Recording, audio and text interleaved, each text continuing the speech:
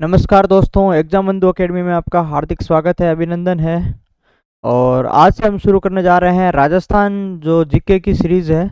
उसके अंतर्गत हमने कल जो वीडियो बनाया था उसमें हमने बात की थी कि हम जो राजस्थान जो 9th और 10th की बुक है, जो राजस्थान माध्यमिक शिक्षा बोर्ड द्वारा जो है वो प्रकाशित की गई पुस्तक है, जो अपने 9th 10th की जो है कक्षाओं के अंदर चलती है। इस पुस्तक से सबसे ज़्यादा है वो प्रश्न आरएसएसबी बोर्ड या फिर आरपीएससी है वो पूछती है। यानी क्लास 9 की एक बुक, यानी जो है वो कक्षा 9 की एक बुक, ठीक है, कक्षा 9th की एक बुक और प्लस कक्षा 10th की एक बुक, दो पुस्तक। और उसके अलावा है जो कुछ 11th की पुस्तकों के अंदर कुछ चैप्टर हमारे जो है वो राजस्थान जीके के हैं, उनसे सबसे ज़्यादा है वो प्रश्न आरएसएसबी बोर्ड या फिर आरपीएस ये वो पूछती है। और जो पटवारी और वीडियो या फिर 4th ग्रेड या फिर शिक्षक भर्ती परीक्षाओं की जो तैयारी कर रहे हैं, उन सब के लिए ये पुस्तकें क्या है, ये पुस्तकें बेहद ही क्या है भाई इम्पोर्टेंट है। ठीक है, ये पुस्तकें बेहद ही इम्पोर्टेंट है। आप लोगों को ये पुस्तकें हैं कम से कम 2 बार या 3 बार है वो पढ़नी चाहिए। या फिर आप ऐसा कर सकते हो कि आप इसको पढ़ करके क्या है, आप इसके हैं शॉर्ट नोट्स है वो बना सकते हैं। जैसे हम क्या इसके अंदर जो है थोड़ा परिचय देख लेते हैं कि क्या क्या इसके अंदर कौन कौन से चैप्टर है, ताकि आपको आइडिया लग जाए कि आपके सिलेबस के सारे टॉपिक इसमें है या नहीं है। पहली बात तो क्योंकि अपने को सारा सिलेबस कवर करना होता है तो वो चीज़ हम देख लेते हैं।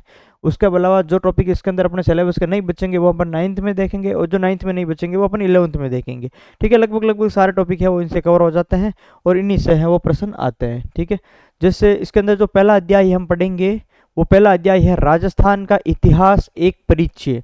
यानी राजस्थान जो हिस्ट्री है अपने सिलेबस की, हिस्ट्री के अंदर वो एक जो परिचय के रूप में इन्होंने जो है वो इंपॉर्टेंट कुछ चीज़ें दी है। ठीक है, तो ये तो क्या है, ये तो अपने को याद होनी ही होनी चाहिए। इसके अलावा आप एक्स्ट्रा चीज़ें पढ़ सकते हो हिस्ट्री में, लेकिन ये तो आपको है वो याद होनी चाहिए। ठीक है, अब देखो राजस्थान, इसके अंदर देखो इतिहास का काल विभाजन है इसके अंतर्गत। प्रागैतिहासिक जो है वो राजस्थान है, यानी प्राग युग से लेकर के वर्तमान राजस्थान तक की जो घटनाएं हैं वो है पूर्व पाषाण काल, मध्य पाषाण काल, उत्तर या फिर नव पाषाण काल, राजस्थान में धातु काल, लोह काल। ठीक है, ये क्या है भाई, ये लोह काल तक है, ये राजस्थान का इतिहास का है काल विभाजन है। ठीक है, ये हम सभी है वो इस पुस्तक से पढ़ लेंगे, यानी इस टॉपिक को आपको है वो कहीं और से पढ़ने की आवश्यकता नहीं पड़ेगी। ठीक है, तो पूर्व पाषाण काल, मध्य पाषाण काल, उत्तर पाषाण काल, धातु काल और लोह काल, ये याद हो गए। उसके बाद में हम पढ़ते हैं सभ्यताएं। ठीक है, उसके बाद में हम क्या पढ़ते हैं, प्राचीन सभ्यताएं दे रखी है इसके अंदर कौन कौन सी, जैसे कालीबंगा सभ्यता है, आहड़ सभ्यता है, कालीबंगा सभ्यता, आहड़, गिलूंड सभ्यता, बागोर सभ्यता, गणेश्वर सभ्यता और अन्य महत्वपूर्ण प्राचीन सभ्यताएं, यानी सभी सभ्यताएं इसके अंतर्गत आ गई है। ठीक है, तो ये भी क्या है आपके लिए काफी महत्वपूर्ण है। उसके बाद में राजस्थान के जो है वो जनपद, राजपूतों की उत्पत्ति, वैदिक आर्यों की संतान, अग्निकुंड से उत्पन्न और ब्राह्मणों की उत्पत्ति का सिद्धांत, विदेशियों की संतान। उसके बाद में राजस्थान के प्रमुख राजपूत वंशों का जो है वो परिचय, यानी राजस्थान के जो जनपद आ गई। ठीक है, यहाँ से भी है वो प्रश्न बनता है, राजस्थान के जनपद, मत्स्य जनपद, अर्जुनयन जनपद, जितने भी जनपद है वो आ गए। राजपूतों की उत्पत्ति आ गई, यहाँ पर भाई क्या आ गई, राजपूतों की उत्पत्ति। फिर वैदिक आर्यों की संतान है या नहीं है, अग्निकुंड से उत्पन्न, इनके जो वह है वो विभिन्न इतिहासकारों के मत इसके अंदर है, उनसे संबंधित है वो प्रश्न पूछा जाता है। ठीक है, राजस्थान के प्रमुख राजपूत वंशों का जो है वो परिचय, इसके अंदर भी वही पूछा जाता है। ठीक है, तो ये जो राजपूत वंशों का परिचय है, इससे जो ये है राजपूतों की उत्पत्ति, ये इंपॉर्टेंट है। ठीक है, ये पूछा जाता है। उसके बाद में जो राजपूत वंश कौन कौन से, जैसे गुइल वंश, इस वंश के प्रतापी शासक। अब देखो गुइल वंश के जो है वो महत्वपूर्ण शासक है, इन्होंने इसके अंदर चर्चा कर दी है भाई। ठीक है, यानी बप्पा रावल इन्होंने दे दिया, जयतर सिंह दे दिया। सबसे ज्यादा प्रश्न आते हैं बप्पा रावल, जयतर सिंह, रतन सिंह के, राणा हमीर के आते हैं, राणा लाखा के आते हैं, मोकल, कुंभा, शांगा, उदय सिंह प्रताप, राणा अमर सिंह, महाराणा राज सिंह, मारवाड़ का राठौड़ वंश भाई आ गया। ठीक है, यानी इन्होंने शामिल किया यहाँ तक है वो गुइल में प्रताप, मतलब गुइल में इन्होंने क्या, बप्पा रावल, जयतर सिंह, रतन सिंह, हमीर, लाखा, मोकल, कुंभा, शांगा, उदय सिंह, प्रताप सिंह, और उसके बाद में महाराणा प्रताप के बाद में अमर सिंह और महाराणा राज सिंह, इन्होंने राज सिंह तंग है वो इन्होंने शामिल किया। ठीक है, तो ये क्या है, ये सभी जो राजा है वो इतिहास में सबसे महत्वपूर्ण राजा है। यदि आप जो है वो कल्चर पढ़ लेते हो, ज्योग्राफी पढ़ लेते हो, आपको लगता है कि सर इतिहास बहुत बड़ा है और इतिहास के राजा है वो काफी सारे राजा है, इतने राजा हमें याद नहीं रहते, सर हम कहाँ से पढ़े। तो मेरा कहना इतना ही है कि आप इस पुस्तक के अंदर जो मैटर दे रखा है, जो गुइल वंश का जैसे यहाँ से यहाँ तक का जो है वो दे रखा है, वो आपको है वो जरूर पढ़ना है, ठीक है। यानी जो राजा अगर आप स्किप कर रहे हो तो ये राजाएं आपको है वो जरूर देखने हैं, ठीक है। यहाँ से जो प्रश्न बनेगा वो इन्हीं राजाओं से बन जाएगा, ठीक है। उसके बाद में देखो मारवाड़ का राठौड़ वंश के अंदर जो है वो पढ़ना है राव चुंडा, रणमल और राव जोधा, मालदेव, राव चंद्र सेन, मोटा राजा उदय सिंह, जसवंत सिंह प्रथम, ठीक है। जसवंत सिंह प्रथम ये भी राजा है वो इंपॉर्टेंट है। उसके अलावा है दो चार राजा और है जो अभय सिंह वगैरह है, और उनके अलावा जो राजा जो है अपन क्रांति के अंदर इनके बारे में पढ़ लेंगे, वो जो है अलग अलग इतिहास की घटनाओं में इनको फिर हम जो है वो अलग से पढ़ लेंगे। ये क्या है, मध्यकालीन इतिहास तक का है। फिर जो धीरे धीरे आधुनिक और मध्यकालीन इतिहास का जो बीच का जो काल आता है, उस काल के राजा है वो अपन जो विभिन्न घटनाओं के अंदर भी उनको पढ़ लेंगे, तो वो चीजें आपके उधर भी आ गई है, ठीक है। अब देखो जो है बीकानेर का राठौड़ वंश है, इनके अंतर्गत है जो शासक कौन कौन से, राव बीका पढ़ेंगे अपन, राव लूणकरण पढ़ेंगे, राव जेत सिंह पढ़ेंगे, राव कल्याणमल पढ़ेंगे, राव राय सिंह पढ़ेंगे, करण सिंह पढ़ेंगे, ठीक है। तो ये जो है वो बीकानेर के हैं। उसके बाद में शाकंभरी जो है वो चौहान वंश है, ठीक है भाई। शाकंभरी का जो चौहान वंश है उसके राजा, बीकानेर के ये 4-5 राजा हो गई भाई, ये इंपॉर्टेंट है। बीका, लूणकरण, जेत सिंह, कल्याणमल, राय सिंह और करण सिंह, बीकानेर में यही राजा हैं जो इनके आते हैं। अनूप सिंह वगैरह है तो उनको हमें वो साहित्य है और उनमें पढ़ लेंगे, ठीक है। तो बीकानेर के ये राजा इंपॉर्टेंट है, कम से कम आपको ये तो पढ़ने ही पढ़ने हैं भाई। आप बाकी कोई पढ़ो कि नहीं पढ़ो, ये राजा आपको कम से कम पढ़ने ही पढ़ने हैं, ठीक है। उसके बाद में इस वंश का प्रतापी शासक है जो अजयराज है, अरुणोराज है, विग्रराज चतुर्थ है और पृथ्वीराज तृतीय है।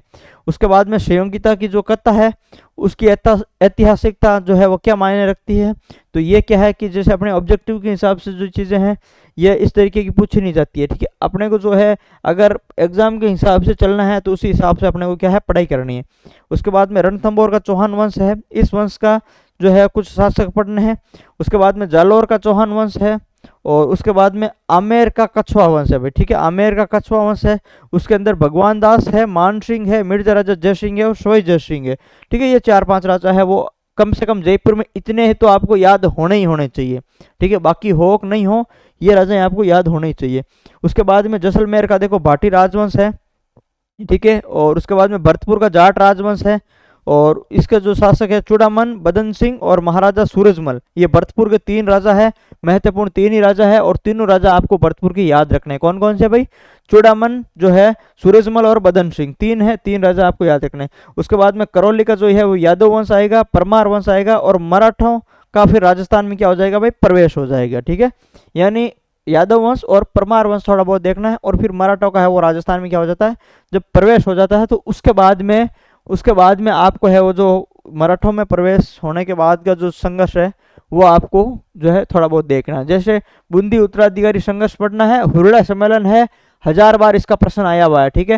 हुरड़ा सम्मेलन है वो इंपॉर्टेंट है, इसके अंदर दे रखा है, इसमें जितना दे रखा है उतना पढ़ लोगे आपका काम हो जाएगा। उसके बाद में जयपुर का उत्तराधिकारी संघर्ष, तुंगा का युद्ध, कृष्णा कुमारी विवाद और जोधपुर का उत्तराधिकारी संघर्ष, ठीक है। यानी ये सभी महत्वपूर्ण जो घटनाएं हैं, इतिहास की जो घटनाएं हैं वो इन्होंने दे दी है आपको। जो इतनी चीजें हैं आपको इसके अंदर पढ़नी है, ठीक है। उसके बाद में हम देखें कि अध्याय दूसरा क्या आएगा भाई। अगर आपका इतिहास कमजोर है तो आप सिर्फ इतना पढ़ लीजिए, इतिहास के अंतर्गत है वो आपका काम हो जाएगा भाई, ठीक है। कम से कम आरएसएसबी जो बोर्ड है उसका तो काम है आपके इसके अंतर्गत हो ही जाएगा भाई, ठीक है। यानी आप पढ़ रहे हो, पटवार तैयारी कर रहे हो और आपके इतिहास कमजोर है, आप इसको पढ़ लो, चैप्टर फर्स्ट पढ़ लो, ठीक है। हालांकि पूरी किताब ही पढ़नी है, इससे बाहर पेपर नहीं बनता, ठीक है। आपने पिछले कुछ पेपर देखे होंगे, वो line to line as it is उठा करके देते हैं, एक कोमा ही चेंज नहीं करते हैं, इतना एज इट इज उठा करके देते हैं। तो ये आपको पढ़नी है पुस्तक, ठीक है। पटवार हो, चाहे वीडियो हो, चाहे कांस्टेबल हो, और चाहे कांस्टेबल के बाद में चाहे 4th ग्रेड हो, चाहे कंडक्टर भर्ती हो, कोई भी भर्ती हो जिसमें राजस्थान जी के आता हो, आपको ये पुस्तक है वो पढ़नी है, ठीक है। 9th और 10th की 2 पुस्तकें पढ़नी है, 11th की पुस्तकें कुछ चैप्टर है वो आपको पढ़ने हैं, ठीक है। ये चीजें आपको सारी याद रखनी है। और उसके बाद में चैप्टर 2 हम पढ़ेंगे, अध्याय 2 पढ़ेंगे, जिसमें राजस्थान के क्या है प्रमुख संत है और इसमें लोक देवता भी है, ठीक है। लोक देवता के अंदर गोगा जी पढ़ेंगे, तेजा जी पढ़ेंगे, पाबू जी, देवनारायण जी, मल्लीनाथ जी, रामदेव जी, मेहा जी, मांगलिया जी, ठीक है। और संत के अंदर है वो महत्वपूर्ण संत है धन्ना, पीपा, जाम्बो जी, लालदास जी, संत हरिदास जी, दादू दयाल जी, मीराबाई और संत रानाबाई, माव जी, जो इतने सारे संत हैं, रामचरण जी, इन संतों से है वो मैक्सिमम प्रश्न आते हैं, और ये संत हमारे इस चैप्टर के अंदर दे रखे हैं। ठीक है, उसके बाद में अपन जो है वो तृतीय अध्याय में राजस्थान के उत्सव, त्योहार व मेले, ठीक है, ये उत्सव, त्योहार और मेले तीनों ही क्या है भाई, अपने है वो सभी एग्जाम के सिलेबस के अंतर्गत है। ठीक है, उत्सव, त्योहार और मेले क्या है, सभी एग्जाम के सिलेबस के अंतर्गत ये चीजें शामिल है। तो आपको क्या करना है भाई, आपको ये पढ़नी है। उत्सव और त्योहार में जैसे गणगौर है, तीज है, होली, अक्षय तृतीया। ठीक है, गणगौर, तीज, होली, अक्षय तृतीया है उत्सव के अंदर जो महत्वपूर्ण उत्सव है। ठीक है, और ये क्या है, हालांकि जो है ये ऐसे महत्वपूर्ण उत्सव है जो लगभग लगभग सभी को है वो मुख्य जबानी इसमें याद है। तब क्या होता है कि यहाँ से जो प्रश्न है, या तो वो ऐसी कोई लाइनें देंगे जो है वो इसके अंतर्गत है, लेकिन क्या है आमतौर पर क्या है याद नहीं रहती है, या फिर जो है वो जो है स्टूडेंट्स पढ़ते नहीं है, उसको सीरियस नहीं लेते हैं इन टॉपिकों के अंदर, वो लाइनें सीधी प्रश्न में पूछी जाती है पहली बात। नहीं तो क्या है, नहीं तो इसका है जो अगर सभी को चीजें आती है तो वो प्रश्न पूछते नहीं। क्यों? क्योंकि अगर उनको जो नया प्रश्न बनाना होता है तो ये चीजें हैं काफी जो है वो नॉर्मल जो है उसमें आ जाती है। तो इसके अलावा वो क्या करते हैं, कुछ नया अलग से क्या पूछते हैं भाई, कुछ नया त्योहार है वो पूछते हैं। ठीक है, नया त्योहार पूछते हैं, और या फिर जो है जैसे जैनों का त्योहार है वो पूछते हैं। ठीक है, या फिर जो है उस सिखों का त्योहार है, या फिर जो है वो मुस्लिम त्योहार है वो पूछते हैं, या हिंदू ऐसे त्योहार है जो आम बोलचाल में या फिर हम जो है वो मुख्य त्योहारों के अंदर जो है वो नहीं शामिल होते हैं, उन त्योहारों के बारे में है वो प्रश्न पूछा जाता है। ठीक है, उसके अलावा जो मेले हैं तो पुष्कर का मेला, जीण माता का मेला और खाटू श्याम जी का मेला। अब आप देखोगे पुष्कर के मेले के 2 या 3 लाइनें ऐसी है जो आपको याद रखनी है, जीण माता का मेला सिर्फ 2 या 3 लाइनें ऐसी याद रखनी है, खाटू श्याम जी का मेला 1 लाइन याद रखनी है, भरतपुरी का मेला, ठीक है, डीगे कल्याण जी का मेला, महावीर जी का मेला, करणी माता का मेला, शीतला माता का मेला और कैला देवी का मेला। ठीक है, 2-3 लाइनें यहाँ से पूछी जाती है, कपिल मुनि से पूछी जाती है।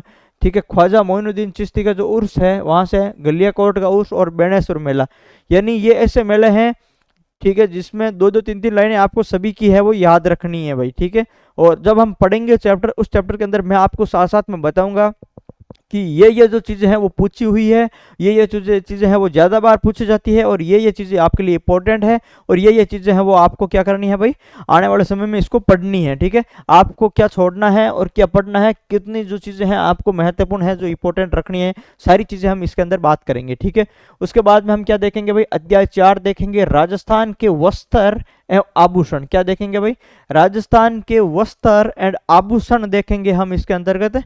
क्या, तो भाई देखो ये जो कुछ जो है वो सिलेबस के अंदर दे रखे हैं, क्या दे रखे हैं भाई, आभूषण और वस्त्र जो है वो कुछ के अंदर सिलेबस में दे रखे हैं और कुछ के सिलेबस में नहीं दे रखे हैं, पहली बात। दूसरी बात ये होता है जब ये पेपर बनाते हैं 9th-10th की पुस्तक से बनाते हैं तो ये क्या करते हैं, अगर उठा के इन्होंने चैप्टर वाइज क्वेश्चन बनाने शुरू कर दिए, ठीक है, तब क्या करते हैं, ये क्या करते हैं, इसको है वो शामिल कर लेते हैं।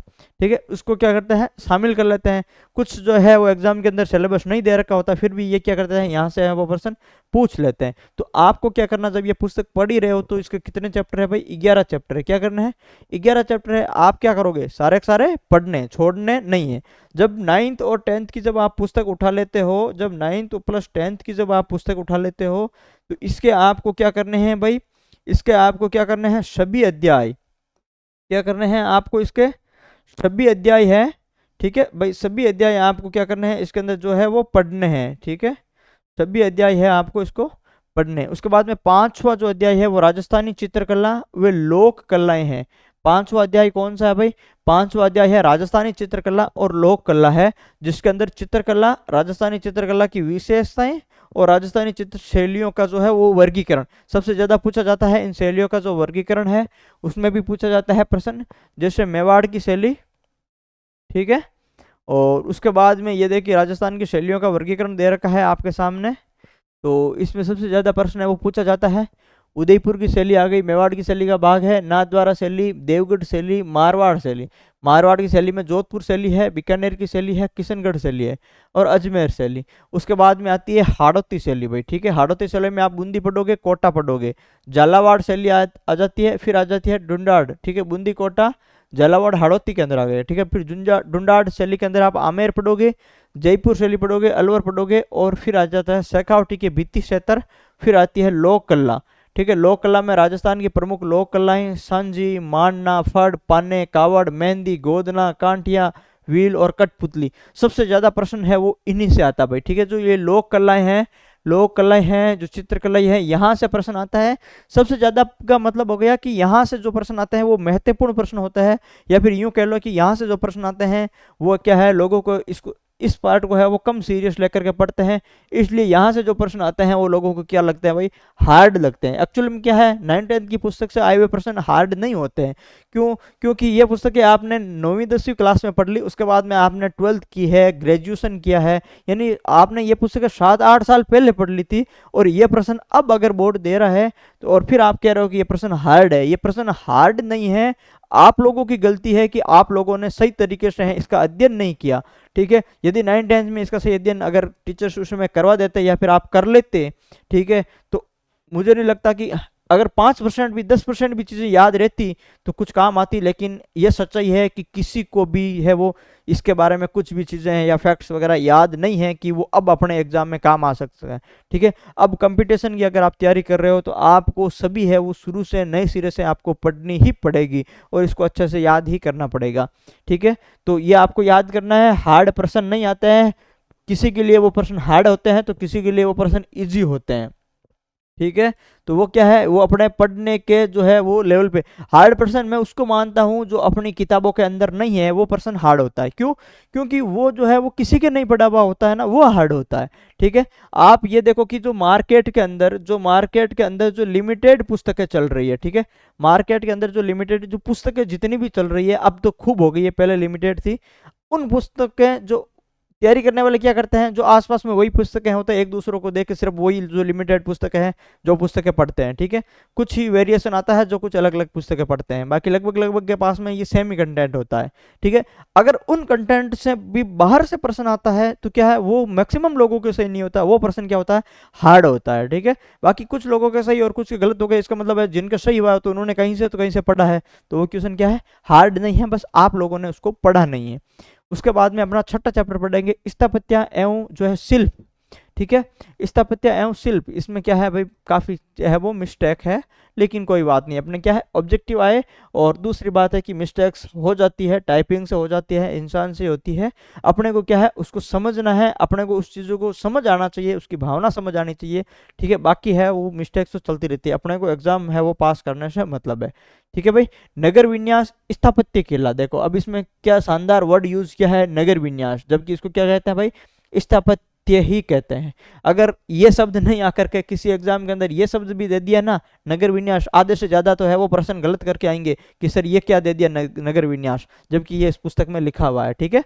नगर विन्यास एवं भवन शिल्प, दुर्ग शिल्प, ठीक है। दुर्गों के प्रकार, राजस्थान के प्रमुख दुर्ग कौन कौन से भाई, चित्तौड़गढ़ दुर्ग पढ़ना है, कुंभलगढ़ पढ़ेंगे, रणथंभौर पढ़ेंगे, ठीक है, शिवाना दुर्ग पढ़ेंगे, तारागढ़ किला पढ़ेंगे, नाहरगढ़ किला है वो पढ़ेंगे, तारागढ़ अजमेर वाला पढ़ेंगे, ठीक है। तारागढ़ बूंदी और तारागढ़ अजमेर दो है।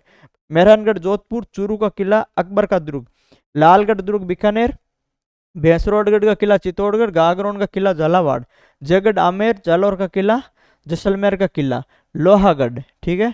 मंदिर शिल्प के अंदर हम क्या क्या पढ़ेंगे भाई, एकलिंग जी का मंदिर उदयपुर, किराड़ों का मंदिर बाड़मेर, जगत शिरोमणि का मंदिर आमेर, ठीक है भाई। जैन मंदिर देलवाड़ा, हर्षद माता का मंदिर आबनेरी, शिव मंदिर बाडोली और शिव मंदिर विंड देवरा, ठीक है। जैन मंदिर रणकपुर है और सच्याई माता मंदिर ओसिया है, सास बहू का मंदिर नागदा है और राजप्रसाद एवं महल स्थापत्य कला है वो भी हम इसके अंदर पढ़ेंगे भाई। मंदिर के बाद में क्या पढ़ेंगे, महल, यानी हम क्या पढ़ेंगे भाई, इसके अंदर इन्होंने दे रखा है दुर्ग, तो दुर्ग के बारे में संपूर्ण चीजें हैं सारी पढ़ेंगे।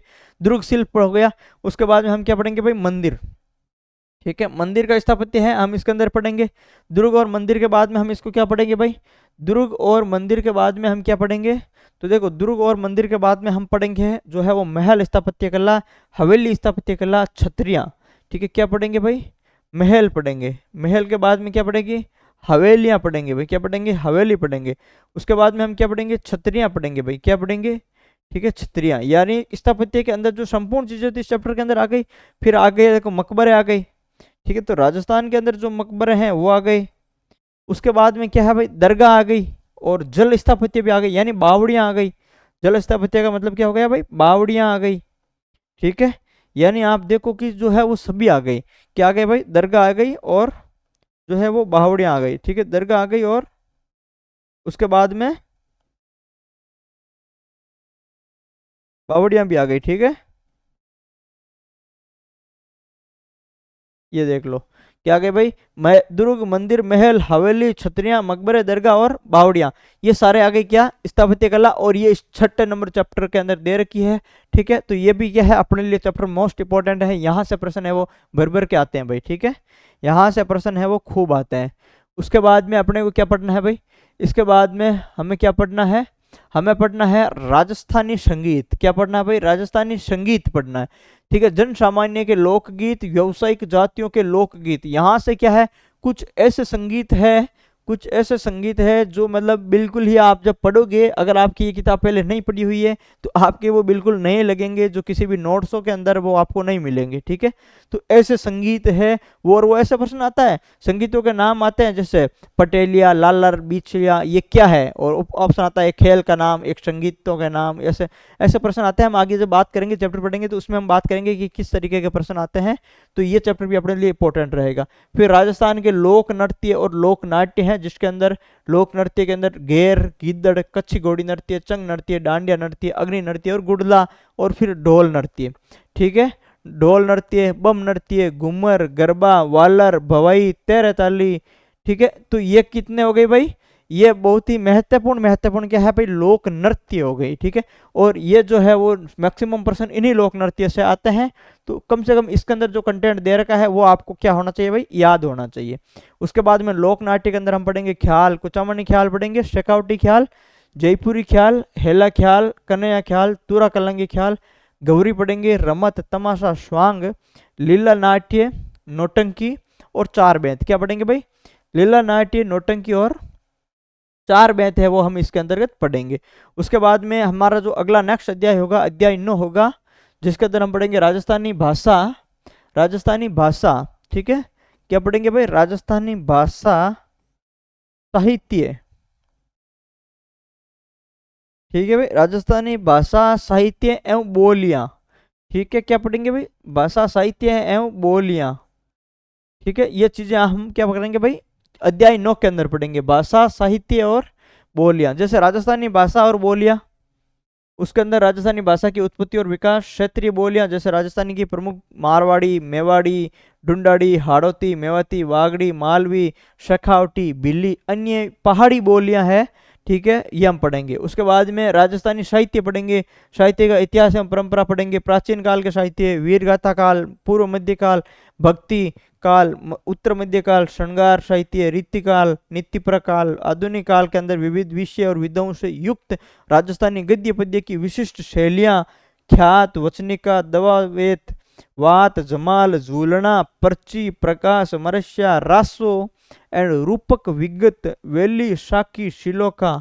ठीक है, अब देखो, आप जब देखोगे तब जो है वो बहुत सारी पुस्तकों के अंदर है वो इतनी ये जो है विधाएं वो नहीं दे रखी है, ये शैलियां नहीं दे रखी है। कौन कौन सी? जैसे जमाल है, जो है वो झूलना है, जमाल है, ये ऐसी शैलियां हैं जो है बहुत ही कम पुस्तकों के अंदर मिलती है। ठीक है, उसके बाद में आप देखोगे इसके अंदर शिलोका, ये शिलोका है, ये भी है वो लगभग लगभग है जो नोट्सों के अंदर है वो नहीं मिलती है। ठीक है, आधुनिक राजस्थानी साहित्य, ऐतिहासिक पत्रकारिता। ठीक है, जितनी भी साहित्यिक पत्रकारिता है वो भी इसके अंतर्गत है। यानी इसके अंदर भी आपको इतनी सारी चीजें नहीं मिलेगी जो नोट्सों के अंदर नहीं है। और यहाँ से प्रश्न आ जाते हैं, तब आप कहते हो कि सर आउट ऑफ सिलेबस आ गया है, या फिर आप ये कहेंगे सर हार्ड प्रश्न आ गया है, ये तो कहीं मिलेगा ही नहीं। ये कहाँ से मिलता है? 9th 10th की पुस्तकें और 11th की पुस्तकों में मिलता है। ठीक है, अगर आप तैयारी कर रहे हो तो इन पुस्तकों का अध्ययन है आपके लिए सबसे जो है वो मस्ट है, जरूरी है। ठीक है, अब आप देखोगे अपना 10वां चैप्टर क्या है भाई? अपने 10वें चैप्टर के अंदर क्या पढ़ना हमें? हम पढ़ेंगे प्रमुख पर्यटन स्थल। भाई क्या पढ़ेंगे? प्रमुख पर्यटन स्थल पढ़ेंगे, जिसके अंदर अजमेर का 2.5 दिन का झोंपड़ा, ख्वाजा साहब की दरगाह, अन्ना सागर झील, मेयो कॉलेज, सोनी जी की नशिया। ठीक है, ब्रह्मा मंदिर, सावित्री पुष्कर, सावित्री मंदिर पुष्कर, और पुष्कर सरोवर भी है। ये कहाँ पर है भाई? ये सभी क्या है? ये सभी है अलवर के अंदर, तो सॉरी अजमेर के अंदर। ठीक है, अजमेर की इतनी सारी इंपॉर्टेंट चीजें हम इसके अंदर पढ़ेंगे। उसके बाद में हम पढ़ेंगे अलवर। अलवर का हम पढ़ेंगे सरिस्का टाइगर, भानगढ़, मूसी महारानी की छतरी, वरथरी मंदिर, सिलीसेट झील। उसके बाद में आएगा हमारा बांसवाड़ा, सुनहरे दीपों का शहर है, माही बांध, त्रिपुरी सुंदरी, ठीक है, मानगढ़ धाम, अब्दुल्ला पीर। उसके बाद में आएगा हमारा बारह जिला में सीतावाड़ी, शेरगढ़, रामगढ़, विंड देवरा मंदिर। फिर आएगा बाड़मेर, किराडू मंदिर, श्री नाकोड़ा जी जैन मंदिर, रानी भटियाणी जी मंदिर, ठीक है। फिर आएगा भरतपुर, केवला देवी घना जो है वो राष्ट्रीय उद्यान, लोहागढ़ किला, बंद बारटा बांध, गंगा मंदिर, ठीक है। उसके बाद में आएगा भीलवाड़ा, भीलवाड़ा को क्या भाई वस्त्र नगरी भी कहते हैं। और इसमें हम पढ़ेंगे क्या भाई, मैनाल, ठीक है। जो मैनाल है वो पढ़ेंगे, मैनाल जलप्रपात है जो है, मेजा बांध है कोठारी नदी पर। ये सारी चीजें जो है हम पढ़ेंगे किसमें, भीलवाड़ा के अंदर, ठीक है। मांडलगढ़ है, शाहपुरा है, ये भीलवाड़ा आएगा। बूंदी है वो कुंड और बावड़ियों का शहर है भाई, क्या है बूंदी, क्या है बूंदी बावड़ियों का शहर है, इंपॉर्टेंट है। बूंदी की जो बावड़ियां हैं उससे है वो अक्सर सवाल आते रहते हैं भाई। तारागढ़ फोर्ट है, ठीक है। 84 खंभों की छतरी है, चित्रमहल है, ठीक है। ये चित्रमहल कहाँ है, बूंदी है। रानी जी की बावड़ी है, चित्तौड़गढ़ के अंदर चित्तौड़गढ़ किला है, विजय स्तंभ है, कीर्ति स्तंभ है, भैंसरोडगढ़ किला है, दौसा की चांद बावड़ी है, आबानेरी बावड़ी भी है, हर्षद माता का मंदिर भी है आबानेरी दौसा के अंदर। धौलपुर की बात करें तो वन विहार अभ्यारण्य है, मचकुंड है, तालाब ए शाही है, क्या पे तालाब ए शाही है। और डूंगरपुर की बात करें तो क्या है, बेणेश्वर मंदिर है, गलियाकोट है, गेब सागर झील है। हनुमानगढ़ की अगर बात करें तो कलीबंगा है, कालीबंगा है, बटनेर किला है, ठीक है। अगर जयपुर की बात करें तो इसको गुलाबी शहर भी कहते हैं। हवा महल कहाँ है, जयपुर है। आमेर जयपुर में है, जंतर मंतर जयपुर में है, जयगढ़ फोर्ट है, नाहरगढ़ किला है, अल्बर्ट हॉल है जिसे सेंट्रल म्यूजियम भी कहते हैं, गलताजी जयपुर में है, इसरलाट है वो जयपुर में है जिसको सरगासुली भी कहते हैं भाई। गोविंद देव जी मंदिर कहाँ है, जयपुर में है। और उसके बाद में क्या आ गया, जैसलमेर। यानी अगर आप इसकी इंडेक्स भी देख लेते हो ना तो बहुत सारी चीजें तो आपको यही याद हो जाती है। क्यों, क्योंकि सीधा प्रश्न आता है, वन विहार अभ्यारण्य कहाँ है, मचकुंड कहाँ है, तालाब ए शाही कहाँ है, कालीबंगा कहाँ स्थित है, गेपसागर झील कहाँ स्थित है, सीधा प्रश्न आता है वो तो। और यहाँ पर सीधा सीधा दे रखा है कि भाई जो है इस जिलों के अंदर महत्वपूर्ण चीजें ये है, इन जिलों के अंदर महत्वपूर्ण चीजें ये है, कम से कम ये तो याद होनी चाहिए, ठीक है। जैसलमेर के अंदर हम क्या पढ़ेंगे, किलों और हवेलियों का शहर कौन सा है भाई, जैसलमेर है। जैसलमेर का किला है, डेजर्ट नेशनल पार्क है, ठीक है। पटुओं की हवेली है, 1000 बार आता है। तनोट माता मंदिर है, रामदेवरा मंदिर है, बड़ा बाग की छतरियां हैं, प्रश्न आता है। उसके बाद में आ गया जालोर, ग्रेनाइट की नगरी कौन सी है, जालोर है, जालोर का किला है, सुंदा माता मंदिर है। मलिक शाह मस्जिद, मलिक शाह की जो मस्जिद है जालोर के अंदर, ये प्रश्न बहुत बार आता है, ठीक है। फिर आ गया झालावाड़, गागरोन का किला है, भवानी नाट्यशाला झालावाड़ में खूब प्रश्न आता है। सूर्य मंदिर है झालावाड़ में, बौद्ध गुफाएं हैं झालावाड़ में, बौद्ध स्तूप है झालावाड़ के अंदर, खूब आता है प्रश्न। फिर शेखावटी का देख लो आप, तीनों सीकर चूरू झुंझुनू का। ताल छापर अभ्यारण्य है चूरू में। मंडावा कहाँ है भाई, झुंझुनू में, जो महल है वो प्रसिद्ध है, खेतड़ी महल झुंझुनू का प्रसिद्ध है। श्रद्धानाथ जी का आश्रम है लक्ष्मणगढ़ सीकर में। ये देखो अभी ये क्या है, श्रद्धानाथ जी का आश्रम, ठीक है। ये क्या है, बहुत सारे नोट्सों के अंदर ये लाइन जो है वो आपको नहीं मिलेगी। क्यों, क्योंकि जो है वो लगभग लगभग मार्केट के अंदर जितने भी कोचिंगों के नोट्स चले हुए हैं सब के सब है मेरे पढ़े हुए हैं, ठीक है। तो जो ये जो लाइन है वो अब है वो किसी भी नोट्स के अंदर है वो नहीं है, ठीक है। हालांकि अब इन 1-2 साल के अंदर जब से जो है वो इस पुस्तकों का जो है वो प्रश्न पूछे जाने लगे और क्रेज बढ़ा है, तो अब जो है इनके आधारित जो नोट्स बनाए जाते हैं उनमें ऐड की गई है चीजें। लेकिन जो है हमारी जो तैयारी का दौर था वो करीब जो है वो 2014 से लेकर के 2000 आप मान लो 21-22 मान लो, ठीक है, जब हमारा सिलेक्शन हुआ था। तो पिछले 8-10 सालों के अंदर हमने जितनी भी कोचिंग के नोट्स चलते थे कोरोना से पहले, कोरोना के बाद तो क्या है जो है सिस्टम ज़्यादा ऑनलाइन आ गया और ऑनलाइन के आने के कारण मार्केट में जो है वो हज़ारों पुस्तकें वगैरह आने लग गई। लेकिन कोरोना से पहले जितनी भी मार्केट में जो नोट्स चल रहे थे, कम से कम 15-20 जो भी महत्वपूर्ण कोचिंग थी सबके नोट्स मेरे पढ़े हुए हैं। जितनी भी महत्वपूर्ण पब्लिकेशन की पुस्तकें आती थी सब कुछ हमने पढ़ा है, ठीक है। ये मान लो कि राजस्थान जीके के कुछ कुछ टॉपिक तो 100 से 150 बार है वो विभिन्न पुस्तकों से पढ़े हुए हैं। लेकिन इस तरीके की जो चीज़ें हैं जो हमने जो 9th-10th की पुस्तकों के अंदर देखी थी, जब पहली बार हमने भी पढ़ी थी 2020-21 के अंदर ये पुस्तकें, तो उस समय जो है हमें ऐसा खुद को महसूस हुआ कि यार ये चीज़ें इतना पढ़ने के बाद में भी कहाँ पीछे रह गई थी, ठीक है। तो वो इस पुस्तकों के अंदर थी, तो ये चीज़ें हैं वो आपको पढ़ना जरूरी है भाई, ठीक है। श्रद्धानाथ जी का जो आश्रम है वो लक्ष्मणगढ़ के अंदर है। हजरत कमरुद्दीन शाह की जो दरगाह है वो कहाँ है, ठीक है, वो आपको पढ़ना है नवलगढ़ में। और उसके बाद में लक्ष्मणगढ़ किला है, फतेहपुर है, ये आपको सारी चीजें हैं वो पढ़नी है शेखावटी से। फिर आता है जोधपुर, मेहरानगढ़ का किला आपको याद रखना है, जसवंतथड़ा, ठीक है, जोधपुर में है। मंडोर जो है वो उद्यान जोधपुर के अंदर है, या मंडोर है, ऐतिहासिक रूप से भी है वो महत्वपूर्ण है। काईलाना झील है जोधपुर के अंदर, माचिया सफारी उद्यान जोधपुर के अंदर है, बालसमुंद झील है जोधपुर के अंदर है, काफी बार पूछा जाता है भाई। करौली की बात करें तो कैला देवी मंदिर है, मोस्ट इंपोर्टेंट है। श्री महावीर जी करौली इंपोर्टेंट है, ठीक है। मेहंदीपुर जो है बालाजी का मंदिर है, ठीक है, ये इन्होंने जो है वो कहा, मेहंदीपुर जो है बालाजी का मंदिर दौसा के अंदर है ना, इन्होंने इसमें करौली के अंदर दिया है, ठीक है। अपन चैप्टर के अंदर देखेंगे जब पढ़ेंगे। चलो कोटा, अब बात करते हैं कोटा की। तो कोटा बैराज, मुकुंदरा बाग जो है अभ्यारण्य कहाँ है, कोटा में। जग मंदिर महल कहाँ है, कोटा के अंदर, ठीक है। एक कहाँ है, उदयपुर के अंदर भी है और ये कोटा के अंदर भी है, ठीक है। सेम उदयपुर के जैसा बना हुआ है, और जो है वो यहाँ पर जो है, जो अपने मेवाड़ी जो महारानी द्वारा बनाया गया था, जो अपने उदयपुर में था, वो वहां पर गई तो उन्होंने भी अपना इसका जैसा ही बना लिया।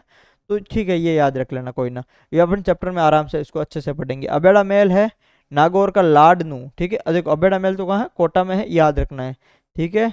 नागौर के अंदर आपको लाडनू जो है वो महत्वपूर्ण है। बड़े पीर साहब की दरगाह नागौर के अंदर है। जोरड़ा है बाबा हरिराम जी का वाला, ये इंपॉर्टेंट रखना है, याद रखना है। पाली, पाली के अंदर रणकपुर जैन मंदिर सबको याद है, जवाई बांध है। बीकानेर के अंदर देशनो करणी माता का मंदिर है, ठीक है। राजस्थान राज्य अभिलेखागार की स्थापना 1955 में हुई थी, कहाँ है, ठीक है भाई, बीकानेर के अंदर है। जूनागढ़ किला बीकानेर में है। लालगढ़ पैलेस कहाँ है, बीकानेर के अंदर है। और लालगढ़ जो म्यूजियम है वो भी बीकानेर में है। कोलाइत झील कहाँ है, बीकानेर में है। कतरियासर कहाँ है, बीकानेर के अंदर है। राष्ट्रीय उष्ट्र है जो ऊंट अनुसंधान जो है केंद्र है, कहाँ पर है, बीकानेर के अंदर है। ये आपको याद रखना है भाई, ठीक है। उसके बाद में आता है राजसमंद। राजसमंद में आप क्या याद रखोगे, कुंभलगढ़ का किला, राजसमंद झील, ठीक है, हल्दी घाटी, सवाई माधोपुर के अंदर आप क्या याद रखोगे भाई, रणथंभौर का किला है। और सिरोही के अंदर आ गया गुरु शिखर आ गया, दिलवाड़ा आ गया, दिलवाड़ा जैन मंदिर आ गया, नक्की झील आ गया, ठीक है। टोंक के अंदर क्या आ गया, बिसलपुर बाहंद आ गया। सुनहरी कोटी है, इंपॉर्टेंट है। और डिगी कल्याण जी का जो है वो मंदिर भी है, वो क्या है, अपने इंपॉर्टेंट है, जो टोंक के अंदर है। उसके बाद में अपना बच्चा है कौन सा भाई, गंगानगर बच्चा, कौन सा बच्चा है उसके बाद में हमारा जो है गंगानगर बच्चा है, ठीक है। तो श्री गंगानगर के अंदर राजस्थान का अन्न भंडार कहते हैं इसको। बुढ़ा जोहड़ गुरुद्वारा मोस्ट इंपॉर्टेंट है। हिंदूमल कोट सीमा है। और फिर बचा उदयपुर जिलों की नगरी, पिछोला झील, फतेह सागर झील, सहेलियों की बाड़ी, भारतीय लोक कला मंडल और नागदा। हालांकि इन जिलों के अंदर इनके अलावा भी खूब ऐसे जो है वो आपको देखेंगे, जो है जो स्थापत्य कला से संबंधित जो है वो चीजें हैं, महल, मंदिर, बावड़ियां, छतरियां, खूब ऐसे इनके अलावा भी खूब है, ठीक है। लेकिन पहली शर्त क्या होती है कि कम से कम ये तो आपको है वो याद होनी चाहिए। ये जब आपको याद हो जाती है तो इसके अलावा आप है वो नेक्स्ट जो सोर्स पर मूव कर सकते हो, ये पूरी होने के बाद में। दूसरा है, ये पूरी होने के बाद में आपको क्या देखने हैं, पीवाईक्यू देखने हैं। जब आप पीवाईक्यू देखोगे तब आप जो इन सालों के पीवाईक्यू देखोगे तब तो आपको मैक्सिमम इसमें से मिल जाएंगे। जब आप पुराने सालों के पीवाईक्यू देखोगे तो इनसे बाहर है वो काफी % मिलेंगे आपको। तब तब क्या करना है कि जब आपको ये चीज याद हो जाए, पीवाईक्यू पढ़ रहे हो, तब आप क्या है, आपको है वो नेक्स्ट सोर्स पर आपको क्या है मूव करना है भाई, ठीक है। कम से कम ये चीज याद होनी चाहिए। राजस्थान के प्रमुख व्यक्तित्व क्या है भाई, राजस्थान के प्रमुख व्यक्तित्व, उसके अंदर आपको क्या पढ़ना है, निहाल चंद, पन्नादाई, गौरीबाई, दुर्गादास राठौड़, दूसरा आडा, दयाल दास, कवि श्यामल दास, गौरीशंकर, हीराचंद ओझा, GH ओझा, ठीक है भाई। बीरबल सिंह, ठीक है, बीरबल सिंह जो है वो ये कौन से थे भाई, ये जो है वो जो बीरबल सिंह जो गंगानगर वाला है, ठीक है, जिनका जो है वो हम पढ़ेंगे उसको किसान आंदोलन के अंदर, प्रजामंडल आंदोलन के अंदर हम इसको पढ़ेंगे, ठीक है। विजयदान देथा, कन्हैयालाल सेठिया, अला जलाई बाई, गौरी देवी, ठीक है। कंपनी हवलदार, मेजर पीरू सिंह, मेजर शैतान सिंह, स्वामी केशवानंद, पंडित जाबरमल शर्मा, आचार्य तुलसी, कोमल कोठारी, आचार्य तुलसी जी के भी ठीक है प्रश्न आते हैं। कोमल कोठारी, कृपाल सिंह शेखावत, जगजीत सिंह और विश्व मोहन भट्ट, कर्पूर चंद कुलिश और PK शाटी, क्या है, इनके भी प्रश्न है वो आते हैं एग्जाम के अंदर, ठीक है, इनके भी प्रश्न आते हैं। टोटल कितने चैप्टर हुए भाई, ये आपको ठीक है ध्यान रखना है, हम पढ़ेंगे इसको। टोटल कितने चैप्टर हो गए भाई इसमें, तो टोटल हमारे हो गई जो पुस्तक जो 10th की है उसके अंदर 11 चैप्टर है वो टोटल हो गए। और 11 चैप्टरों का हमें वो विस्तृत है वो अध्यायवार क्या करेंगे भाई, अध्ययन करेंगे। ठीक है, आराम से अध्ययन करेंगे इसका अच्छे से। मैं आपको ये बताते हुए चलूंगा कि जो है वो कौन कौन सी चीज़ें हैं आपको याद रखनी है और कौन कौन सी चीज़ें हैं वो याद नहीं रखनी है। और हालांकि इस पुस्तक को जो है आपको पूरा ही पढ़ना ही है क्योंकि इसमें लिमिटेड चीज़ें ही हैं, लेकिन फिर भी हमें इसका क्या करेंगे भाई, अध्यायवार करेंगे। और हमारा जो प्रथम अध्याय है वो हमारा है, आज हम इसमें कुछ चीज़ें देख लेते हैं प्रथम अध्याय में, थोड़ी बहुत चीज़ें। ठीक है, तो जो हमारा प्रथम अध्याय है वो है राजस्थान का इतिहास, एक परिचय।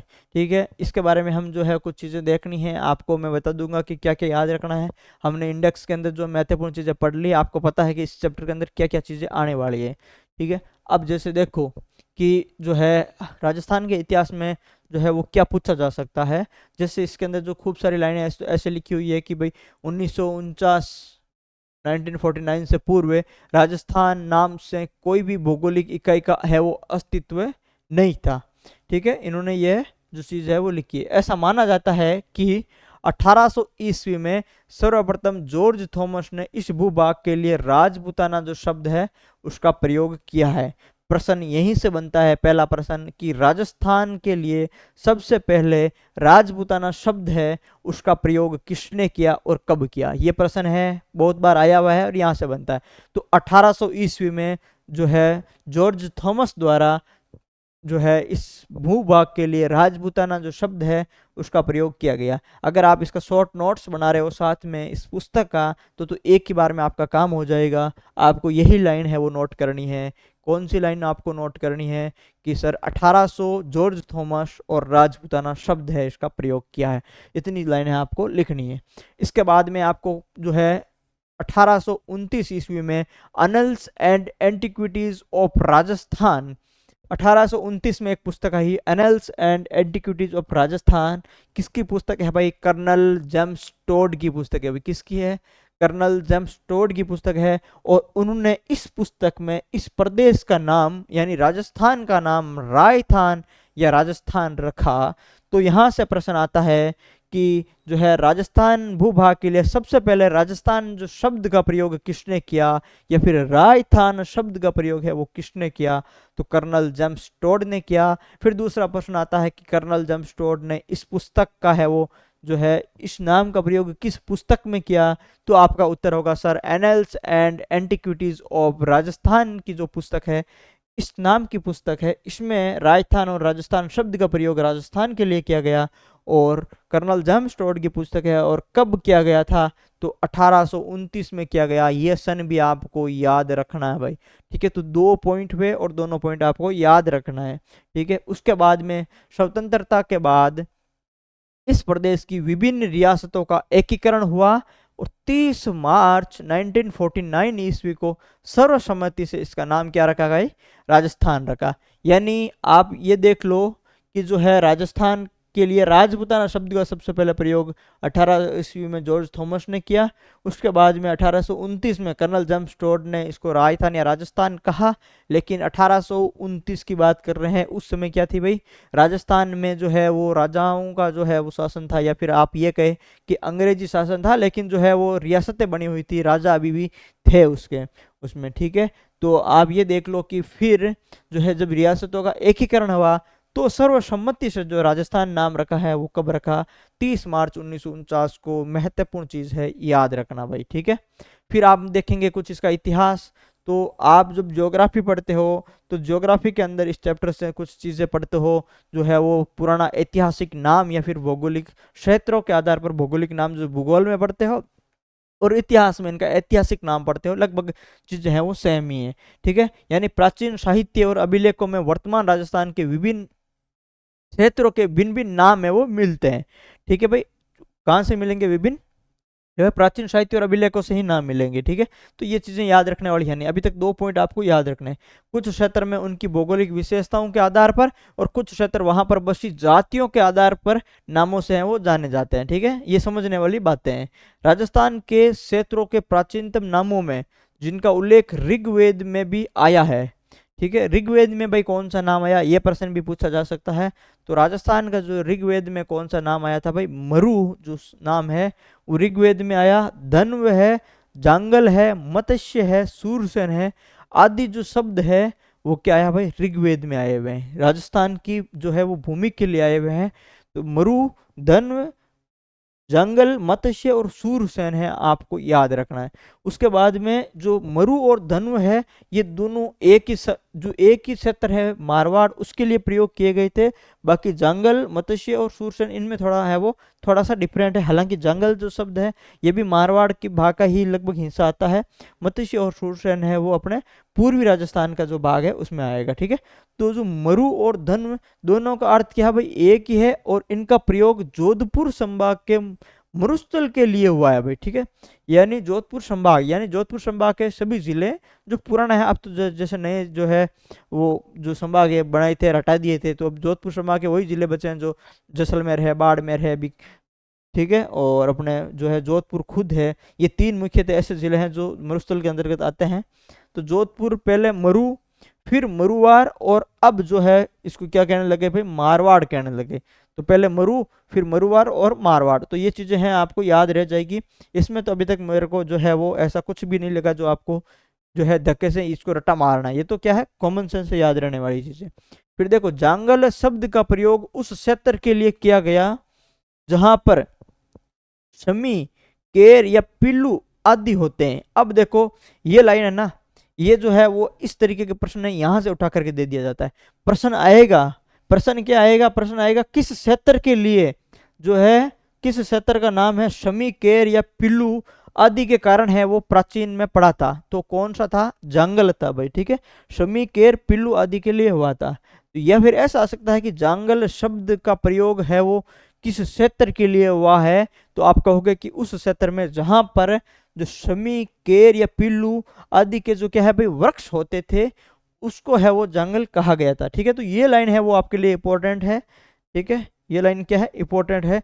बीकानेर, नागौर वे आसपास का क्षेत्र क्या है भाई, जंगल देश कहलाता है भाई। कौन कौन सा, बीकानेर और नागौर, बीकानेर और नागौर उसके आसपास का जो क्षेत्र है वो जंगल देश है वो कहलाता है। तो ये आपको थोड़ा ध्यान रखना है, ठीक है। मत्स्य, उसके बाद में क्या है, मत्स्य है। तो मत्स्य जो है वो क्या है, पूर्वी राजस्थान का, मैंने आप कहा था कि उसका भाग है।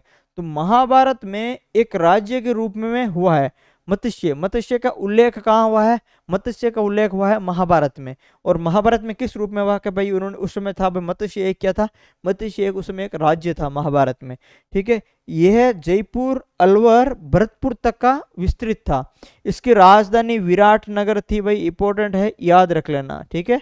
तो जो मत्स्य है महाभारत काल में एक राज्य था, उसकी राजधानी विराटनगर थी, और जो क्षेत्र अपने राजस्थान के अंदर जिले शामिल थे उसके अंदर जयपुर, अलवर और भरतपुर का जो है वो क्षेत्र था, ठीक है। उसके अलावा भरतपुर के मथुरा क्षेत्र से सटे हुए क्षेत्र को, जो भरतपुर का जो यूपी का जो है वो किनारा है, जो मथुरा क्षेत्र से जो किनारे हैं सटा हुआ है, धौलपुर और करौली का अधिकांश भाग किस राज्य में आते थे भाई, सुरसेन राज्य में सम्मिलित है। तो सुरसेन राज्य का जो है वो जो उल्लेख था वो भी कहाँ था, महाभारत में था, ठीक है।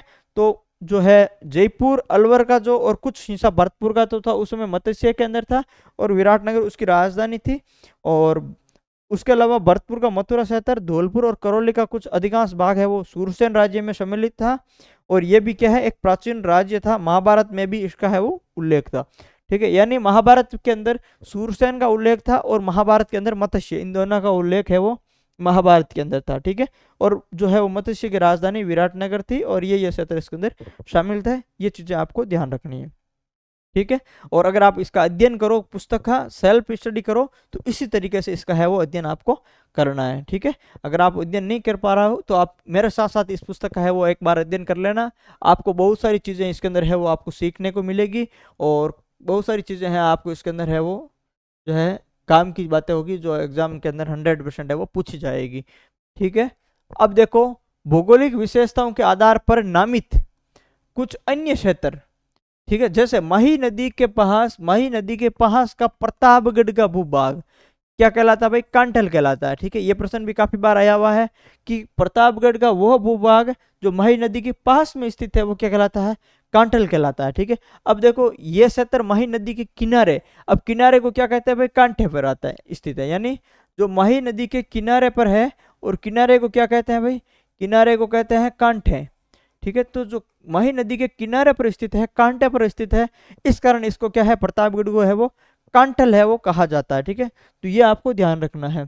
56 गांवों का समूह होने के कारण प्रतापगढ़ बांसवाड़ा के मध्य का जो भूभाग है वो 56 का मैदान है वो कहलाता है। ये प्रश्न भी आता है भाई, 56 का मैदान है वो जो है क्यों कहलाता है? तो देखो दो प्रश्न आते हैं। 56 का मैदान के अंदर है कौन कौन सा जिला शामिल होता है? तो एक तो प्रतापगढ़ और एक बांसवाड़ा। ठीक है, प्रतापगढ़ और बांसवाड़ा दो ऐसे जिले हैं, प्रतापगढ़ और बांसवाड़ा दो ऐसे जिले हैं जिनका जो मध्य का भाग है वो कौन सा मैदान कहलाता है भाई? 56 का मैदान कहलाता है। ठीक है, 56 का मैदान है वो कहलाता है। ठीक है, प्रतापगढ़ और बांसवाड़ा इनके जो मध्य का भाग है वो क्या कहलाता है? 56 का मैदान है वो कहलाता है। ठीक है, ये 56 का मैदान क्यों कहलाता है? क्योंकि ये क्या है भाई?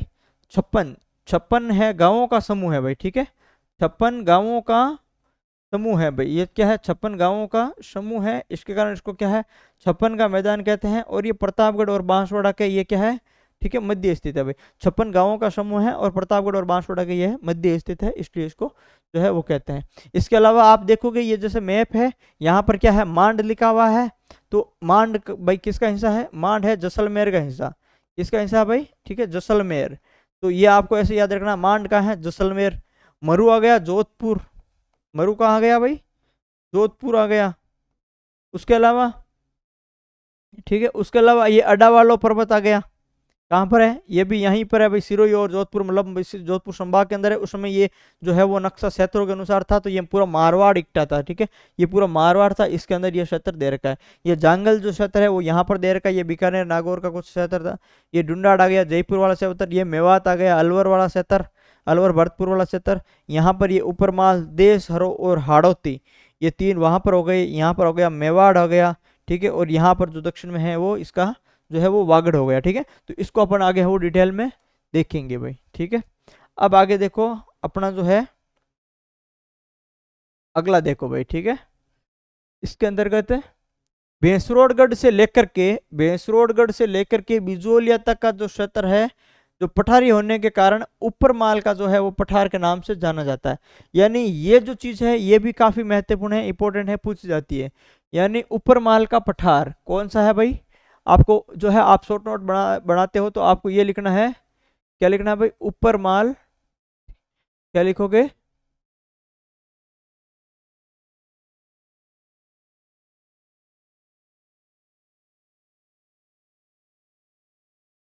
ऊपर माल का पठार। ठीक है, ये प्रश्न आता है भाई। ठीक है, कहाँ स्थित है? तो ये कहाँ स्थित है? भैंसरोडगढ़ और बिजोलिया के मध्य स्थित है, इतना ही आता है। ठीक है, इतना ही आता है। क्या आता है? भैंसरोडगढ़ और जो है बिजोलिया के मध्य स्थित है भाई। ठीक है, यही प्रश्न आता है।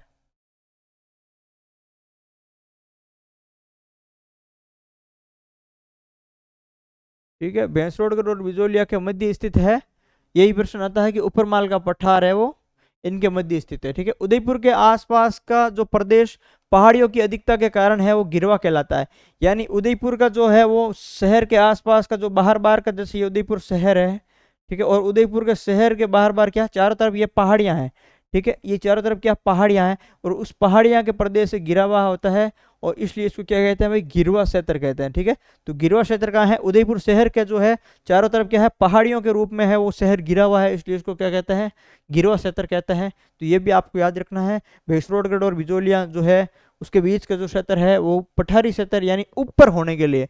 ठीक है, पठार क्षेत्र क्या होता है? पठार है वो ऊपर होता है। ठीक है, तो पठारी क्षेत्र होने के लिए उसको ऊपर माल का पठार है वो कहा गया। ठीक है, तो ये भी आपको थोड़ा ध्यान रखना है। उसके बाद में देखो जैसलमेर का प्राचीन नाम मांड था, हमने देख लिया। डूंगरपुर बांसवाड़ा का क्षेत्र वागड़ कहलाता है। कोटा बूंदी का जो क्षेत्र है वो हाड़ौती कहलाता है। और सिक्कर झुंझुनू वे चूरू, यानी कोटा बूंदी का क्षेत्र उस समय हाड़ौती था। झालावाड़ तो खैर बाद में बना था, तो फिर उसको उन्होंने शामिल कर लिया था। ठीक है, तो ये प्राचीन काल के हैं, तो उस समय झालावाड़ था नहीं, झालावाड़ तो अंग्रेजों के समय बना था। तो ये उसी हाड़ौती का उसी का भाग है, लेकिन मुख्य रूप से जो है कोटा और बूंदी था। सिक्कर चूरू झुंझुनू का क्षेत्र है वो शेखावटी के नाम से जाना जाता है। और ठीक है, ये जाना जाता था। तो ये चीज़ें आपको थोड़ी ध्यान रखनी है, ये अपने लिए क्या है? ये चीज़ें महत्वपूर्ण है, जो एग्जाम के अंदर है वो पूछी जाती है। तो ये हो गया अपना क्या है? प्राचीन नाम इसका जो है वो कंप्लीट हो चुका है। और इसके अलावा जो राजस्थान जो इतिहास का है वो काल विभाजन, इतिहास का है वो काल विभाजन है, अपन जो है वो अगली क्लास के अंदर इसके अंदर पढ़ेंगे। ठीक है, हम लगातार है वो इस जो चैप्टर है इतिहास का और जो ये 10th 9th की बुक है इनको हम लगातार है वो पढ़ेंगे। ठीक है, तो मिलते हैं, धन्यवाद।